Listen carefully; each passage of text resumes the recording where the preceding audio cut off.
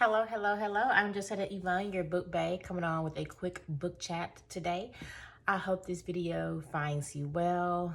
Please disregard the wet spots on my shirt. It is from my wet hair. I just washed it. So let's get into the book I just wrapped up. It is called You Could Do Damage by Casey Mills. She's a new author to me. This book was recommended by Shaughnessy Scroder. She has a BookTube channel as well. Check her out. I can't remember if I shared the synopsis with you guys on the last video. This is what I would consider to be a urban fiction, a love story. So let me share a little bit of the back synopsis here with you guys. So Nari finds herself on the brink of homelessness after a crushing betrayal. Desperate for stability, she reluctantly agrees to an unconventional proposal from the attractive Kincaid, Akale. Determined to reclaim his seat as the heir of a dangerous criminal enterprise, Kincaid needs a wife to solidify his position, but he never expected his carefully selected bride to ignite such fierce desire. As Nari awakens feelings he long thought dead, Kincaid struggles to maintain control. Their entangled marriage of convenience quickly becomes a battleground of wills as Nari fights to protect her heart, even as she irresistibly drawn to her dangerous new husband. As enemies close in from all sides and with both their hearts and lives on the line, Nari and Kincaid must decide if they can trust each other with their deepest secrets or if the very passion that binds them will ultimately be their downfall. So far, this was a really great read. I read through it quite quickly. As the back said, it's about Nari and her almost becoming homeless, and it's due to the fact that her own cousin is basically a scammer. You know, we all have someone in the family that, you know, tries to get over. And in this case, she has trusted the wrong family member. And it's not her fault because Nari did not grow up with her family. She was actually given away when she was born by her mother because her family would not allow her mom, who was a young woman, was she a teenager? I think so. They wouldn't allow her to keep her. And so she was put into the system and adopted and kind of went from foster care to foster care to foster care.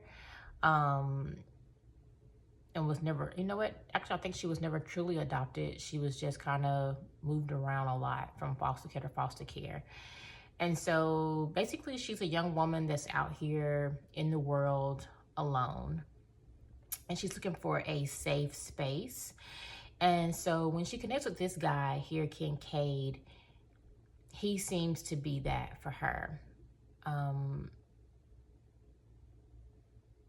Yeah, that's what he seems to be for her. So it dives into how they meet, their love story, and the reason why he needed to marry her.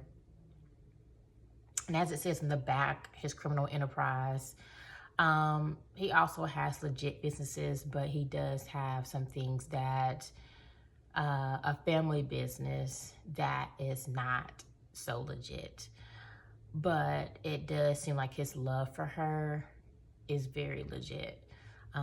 Even thugs need love too, they say. So the book was really good. I went through it really fast. The ending surprised me because actually it's a cliffhanger and it says to be continued. So that was a little disappointing because I was hoping to get some closure at the end, and I did not. So I can only assume there's going to be a part 2 in the near future coming. So I'll have to check it out and see, you know, if the author has said anything about dropping a part 2 and when.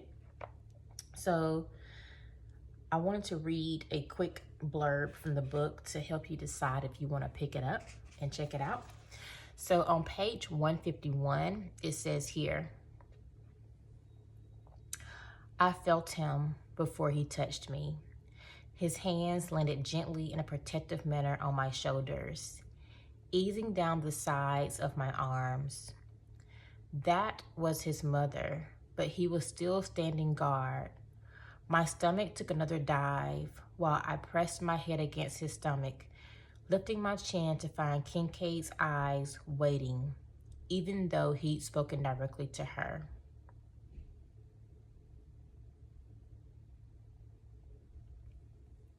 I liked that blurb. In fact, I love that blurb because it's very rare you hear people say they felt someone before they touched them, or they felt them before they seen him.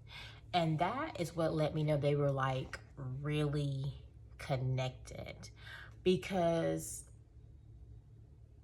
it has been rare instances, it's been a few times where I have felt so connected to someone I am with that I can feel their energy.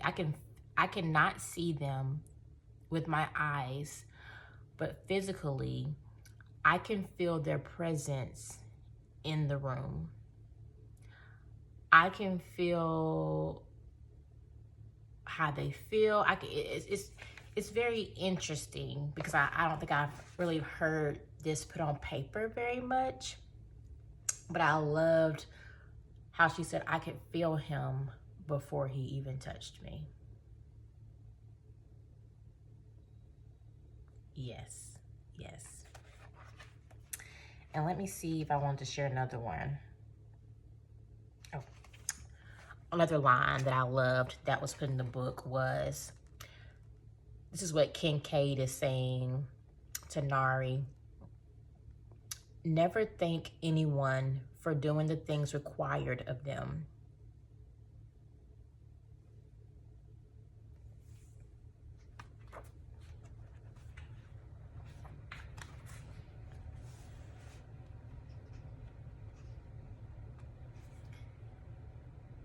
And I think that just sat with me because I think many times, I don't know, I can't speak for everybody, but sometimes you thank people just out of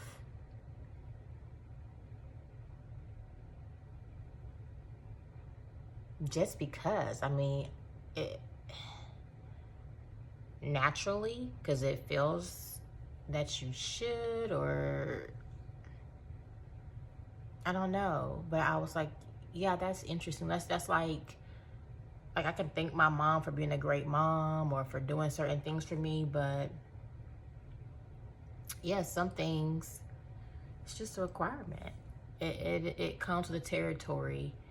And I love that he was looking out for her, like in every aspect, and was letting her know, you don't have to thank me for doing these things because I am your husband and I want to cover you in every way. And I want to take care of you in every way.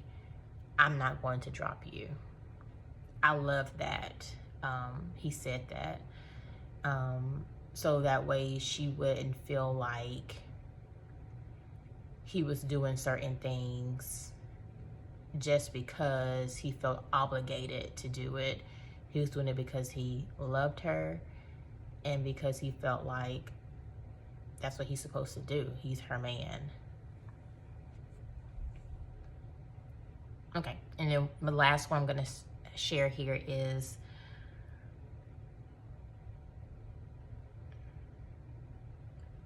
this was what Kincaid's dad told him. He said, when you love, you have the ability to destroy. Those lines often blur, and we hurt those we vow to protect. Love is strong. But yes, check the book out. 10 out of 10, highly recommend. It is a love story, but also, I don't know, it's revealing people's hearts, and it's showing that sometimes people can seem like they're stone on the outside, but they're sometimes really big softies on the inside. So yes, 10 out of 10. Highly recommend, but I will tell you that there is a cliffhanger and there's a part 2 most likely coming because it says to be continued. So it doesn't end with that book.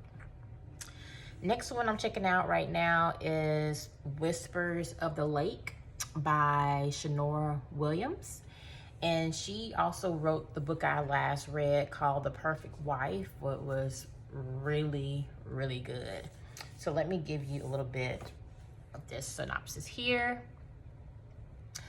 So this takes place in North Carolina.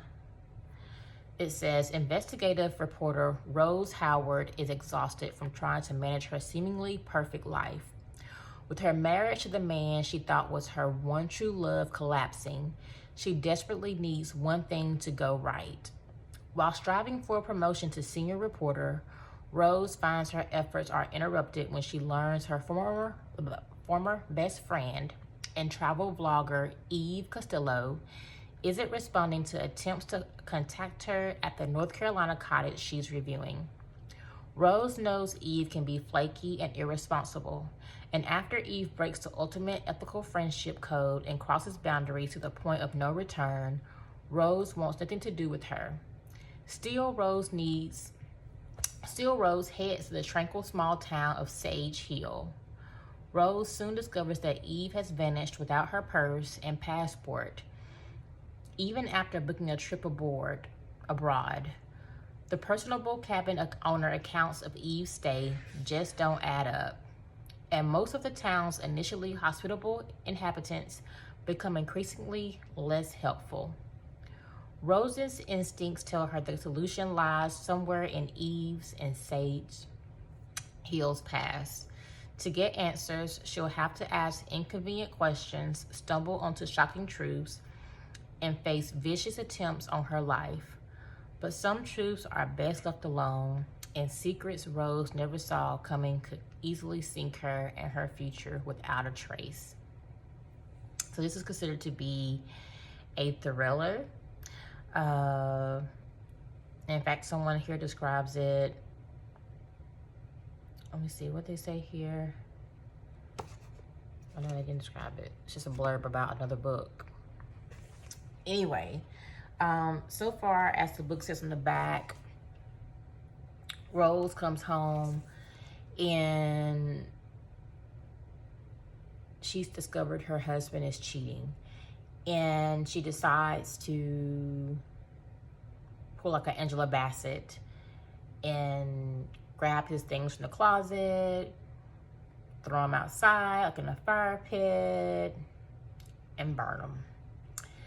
As any person would be, she's very upset. He comes in the house, he tries to calm her down, and then it kind of changes paths. It goes into her career as a reporter and how she's focusing on that now.